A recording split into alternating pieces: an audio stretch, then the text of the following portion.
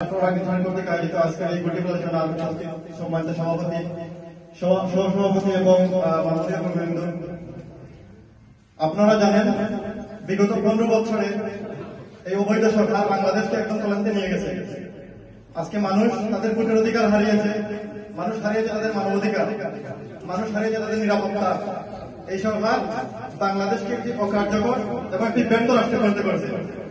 আজকে বিগত দিনের রিপোর্টটা যদি দেখেন আপনারা, পুলিশের একজন আইজি মহোদয় বেনজির আহমদ, সে লক্ষ লক্ষ কোটি টাকা পাচার করে দেশ থেকে পালিয়েছে।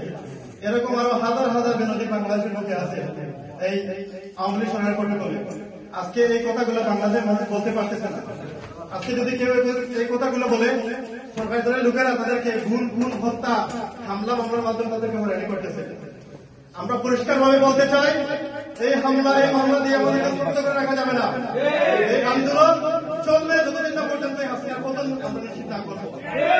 এবং আমি সবাইকে দৃষ্টি আকর্ষণ করব, আপনারা যে যেখানে আছেন প্রত্যেকের জায়গা থেকে সোচ্চার হন এবং সংযত হন, আন্দোলন গড়ে তুলুন যতক্ষণ পর্যন্ত আমাদের এই ফাঁসিস এই ভোট চুরের পতন না হবে ততক্ষণ পর্যন্ত আমরা রাজপথ ছাড়বো না। এই বলে আমার বক্তব্য এখানে নিয়ে চললাম।